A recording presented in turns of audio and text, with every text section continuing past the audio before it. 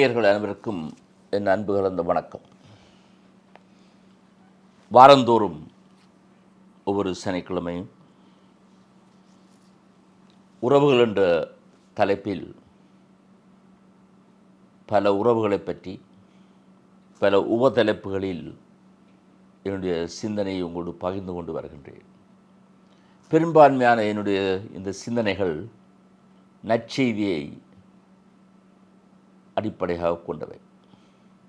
அதுவும் குறிப்பாக ஞாயிற்றுக்கிழமை நாளை திரு அவையில் எடுத்து இயம்பப்படும் நற்செய்தியை வைத்தே என்னுடைய சிந்தனையை பகிர்ந்து கொண்டு வருகின்றேன். இது என்னுடைய பார்வைக்கு நான் பொறுப்பு. நாளைக்கு எடுத்து இயம்பப்படும் நற்செய்தி எங்கள் எல்லோருக்கும் தெரிந்த ஒரு கதை. விசேஷமாக கிறிஸ்தவ மக்கள் பலருக்கு தெரிந்த கதை. என அடிக்கடி சொல்லப்பட்டிருக்கிறது, வாசிக்கப்பட்டிருக்கிறது, மேடைகளில் நாடகமாக ஏற்றப்பட்டிருக்கிறது. என்ன கதை? இதை நாங்கள் தவறுதலாக ஊதாரி பிள்ளையினுடைய உவமை என்று சொல்லுகிறோம்.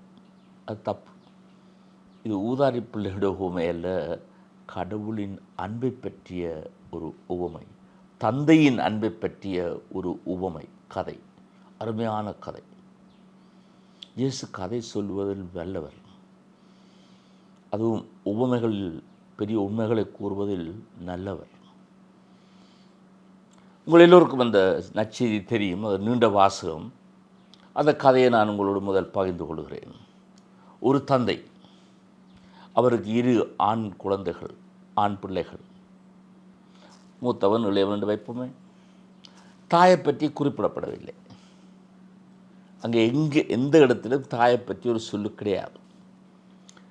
பல கதைகளில் கதாசிரியர்கள் ஒரு செய்தியை நிலைநாட்டுவதற்காக சில கதாபாத்திரங்களுக்கு முக்கியத்துவம் கொடுக்கின்ற காரணத்தினால சில கதாபாத்திரங்களை அப்படியே மறைத்து விடுகிறார்கள் அல்லது அதை பற்றி கவலைப்படுவதில்லை.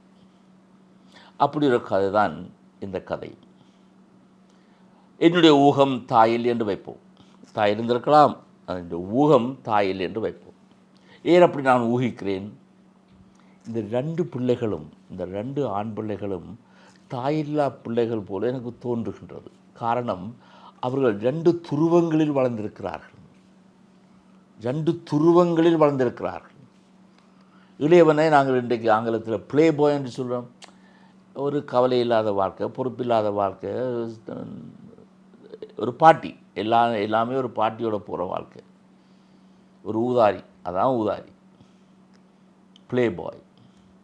மூத்தவன் சட்டங்கள், சடங்குகள், கடமை என்று ஒரு தன்னை அதுக்குள்ள ஒரு சிக்க வைத்து கருணை இல்லாமல், அன்பில்லாமல் வளர்ந்தவனாக தோன்றுகிறது. 2 பேரும் அன்பில்லாமல் தான் வளர்ந்திருக்க வேண்டும்.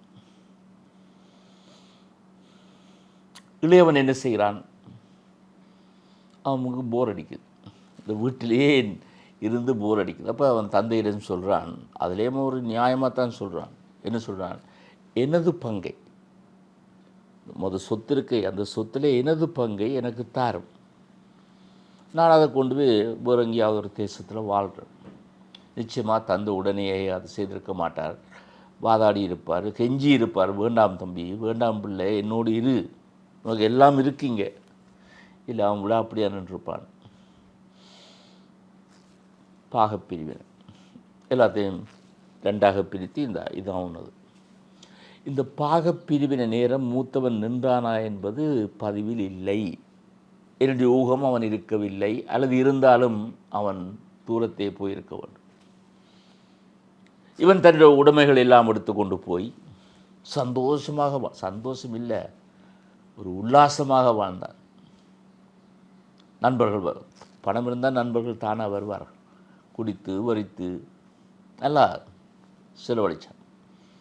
பேங்கில் போட்டு வைக்கல, நல்லா செலவழித்தான். செலவு செய்து கொண்டே இருந்தால் பணம் கரைஞ்சு கொண்டு தான் இருக்கும். பணம் கரைந்து விட்டது. வறுமை தோன்றியது. உண்பதற்கு உணவு கூட இல்லை. அப்படி ஒரு வறுமை. நண்பர்கள் எல்லாம் போய்விட்டார்கள். பணம் இருக்கு மட்டும்தானே நண்பர்கள், எல்லாரும் போய்விட்டார்கள். அந்த நேரம் அவனுக்கு 3 தெரிவுகள் இருந்தது. அது கதையில் இல்லை, என்னுடைய கற்பனை. ஒன்று, தற்கொலை செய்திருக்கலாம். அப்படித்தான் இன்றைக்கு பல இளைஞர்கள் செய்கிறார்கள். அல்லது போய் கடைகளை அடித்து, வீடுகளை அடித்து, பணத்தை எடுத்து செலவழிச்சிருக்கலாம். அப்படியும் இன்றைக்கு இளைஞர்கள் செய்கிறார்கள். அல்லது ஒரு மன அமுக்கத்தில் போயிருந்திருக்கலாம், டிப்ரெஷன். 3லும் அவன் சிக்கிக்கொள்ளவில்லை. தெளிவாக சொல்லுகிறது, தன்னுணர்வு பெற்று தன்னுடைய நிலையை உணர்ந்து கொண்டான். ஆன்மீகத்தின் அடிப்படையே, நான் அடிக்கடி சொல்வதுண்டு, ஆன்மீகத்தின் அடிப்படையே தன்னுணர்வு, செல்ஃப் அவேர்னஸ். தன்னுணர்வு பெற்றான். அந்த தன்னுணர்வில் தன்னறிவு கொண்டான், செல்ஃப் நாலேஜ். இந்த ரெண்டும் ஆன்மீகத்துக்கு அவசியம். அந்த தன்னுணர்வில் தன்னுடைய ஞாபகங்களை மீட்டான். என்ன ஞாபகங்கள்? தந்தையுடன் வாழ்ந்த காலங்கள். எவ்வளவு மகிழ்ச்சியாக வாழ்ந்தேன், எவ்வளவு சந்தோஷமாக வாழ்ந்தேன். தந்தையுடைய அன்பை மீண்டும் மீண்டும் வாழ்ந்தான். அப்படி வாழலாம்.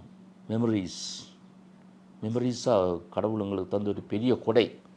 ஒரு ஆங்கில கவிஞன் சொன்னான், கடவுள் தந்த இந்த ஞாபகம் எப்படி உதவுகின்றது என்று சொன்னால், மார்கழியில் ரோஜாக்களை நினைவு கொள்ளலாம். இது ஒரு ஆங்கில கவிஞன். ஆகவே ஐரோப்பிய தேசத்தை வைத்து சொல்லப்பட்டது. ஐரோப்பாவில் மார்கழி குளிரில் ரோஜாக்கள் பூக்காது, மலராது. ஆக ஞாபகங்கள் தான் மலரும். அப்படிப்பட்ட ஒரு ஞாபகத்தில் தந்தையுடைய அன்பை மீண்டும் வாழ்ந்தான். தன்னை தானே மன்னித்து கொண்டான். மன்னித்து கொண்டான். Self forgiveness. தந்தை என்னை மன்னிப்பார். ஏன்? தந்தையுடைய அன்பு அப்படிப்பட்டது. ஆகவே அவன் திரும்பி வந்தான், உறுதியோடு வந்தான். என் தந்தை என்னை ஏற்றுக்கொள்வார். சரி, என்னோட மகனாகத்தான் ஏற்றுக்கொள்ளாவிட்டாலும் இங்கே வேலை செய்யும் வேலை ஆட்களோடு ஒருவனாக என்னை ஏற்றுக்கொள்வார் என்று மீண்டும் வந்தான். வீட்டுக்கு வந்தான். வீடு வருவது தான் ஆன்மீகம். வீட்டை விட்டு சென்றவன் வீட்டிற்கு வந்தான். தந்தையிடம் இருந்து சென்றவன் தந்தையிடம் வந்தான். அதுதான் ஆன்மீகம். ரூமி என்ற இஸ்லாமிய ஞானி அழகாக சொன்னார், நீ தேடுவது உன்னை தேடும். நீ தேடுவது உன்னை தேடும். எனக்கு நல்லா பிடித்து கொண்டது அந்த வசனம். மகன் தேடி வந்தான், ஆனால் தந்தை தான் தேடி ஓடினார். மகன் தந்தையை காண முன்னரே தந்தை மகனை கண்டு மகனிடம் ஓடினார். நீ தேடியது உன்னை தேடும். தந்தை மன்னித்தாரா? அந்த சொல் அங்கே கிடையாது.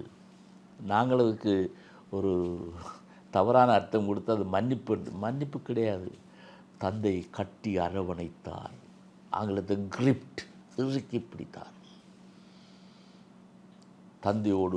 தந்தையிடமிருந்து பிரிந்து தந்தையோட உறவை அறுத்து சென்றவன் இப்போது தந்தையோடு இணைத்து கொண்டான். ஆன்மீகத்தின் உச்சக்கட்டம். மூத்தவனும் மிக முக்கியம். மூத்தவனுடைய கதாபாத்திரம் மிக முக்கியம். சில வேளைகளில் நாங்கள் அதை அப்படியே விலக்கி விடுகிறோம். மூத்தவன், நான் ஏற்கனவே சொல்லியிருந்தேன், ஒரு கடுமையானவன். சட்டங்கள் சடங்குகள் தான் அவனுக்கு முக்கியம். நாள்தோறும் அவன் வீட்டுக்கு அங்கே வேலைக்கு சென்று வேலை செய்கிறான். அப்படி ஒரு நாள் வேலை செய்து வரும்பொழுது தூரத்தை கேட்குது, இசை கேட்குது, கொண்டாட்டம் நடக்குது. அவனுக்கு ஏற்கனவே கோபம் வர துவங்கிட்டு, நான் இல்லாத என்னுடைய வீட்டில் ஒரு கொண்டாட்டமா, எனக்கு தெரியாத ஒரு கொண்டாட்டமா? அப்போ அவன் என்ன செய்கிறான்? வேலையாக கழிஞ்சவா, என்ன நடக்குது அங்கே, என்ன கொண்டாட்டம்? அப்போ வேலையாட்கள் சொன்னான், உன்னுடைய தம்பி திரும்பி வந்து விட்டான், ஆகவே கொண்டாடுகிறோம். அவனுக்கு கோபத்துடைய உச்சக்கட்டம். அவன் வரவில்லை. தந்தை சென்றார். மீண்டும் அவன் தேடாத நேரத்திலும் தந்தை சென்றார். தந்தை அவனை அழைத்தார், வா வீட்டுக்கு வா, உன் தம்பி திரும்பி வந்து விட்டான். காணாமல் போனவன் இப்போ நான் கண்டுகொண்டேன், வந்து கொண்டாட்டத்தில் இணைந்து கொள். அவன் இணையவில்லை. அவன் என்ன சொன்னான்? இவ்வளவு நாட்களாக உம்முடைய சொற்படி நான் கேட்டு நடந்தேன், உம்முடைய கற்பனைகள் அத்தனையும் ஒழுகி வந்தேன். அப்படி இருந்தும் நான் ஒரு கொண்டாட்டத்தில் கூட ஈடுபடவில்லை, எனக்கு ஒரு செம்மறியை கூட நீ தரையில் கொண்டாடு.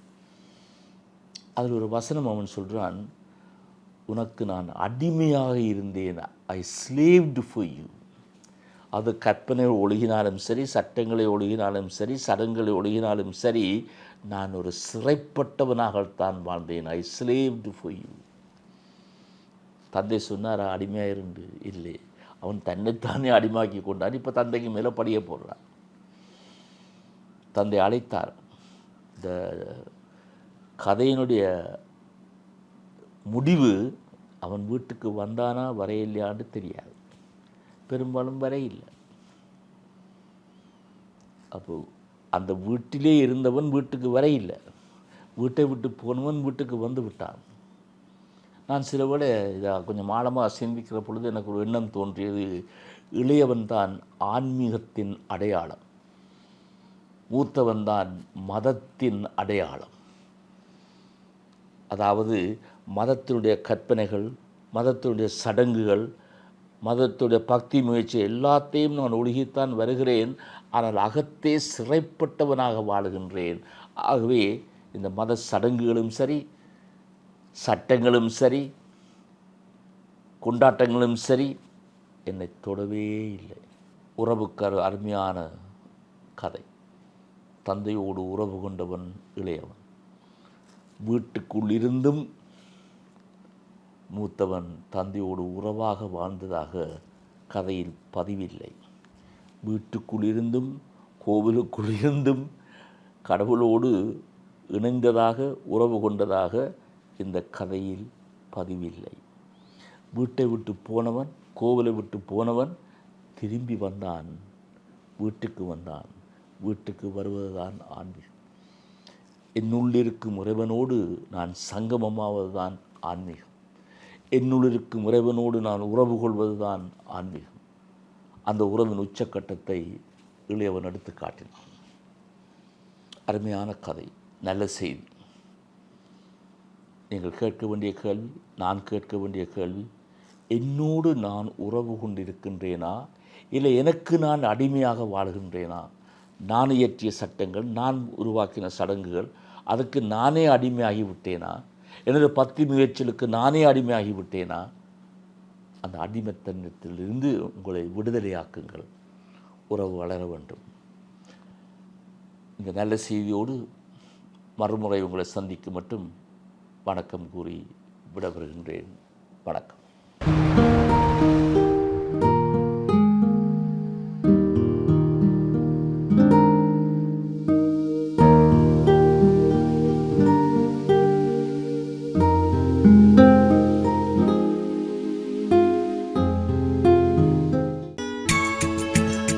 ஹோலி மேரியில் புத்தம்புது நிகழ்ச்சிகளை உடனுக்குடன் பார்த்து மகிழ எமது Facebook மற்றும் YouTube பக்கத்தை லைக் செய்யுங்கள்.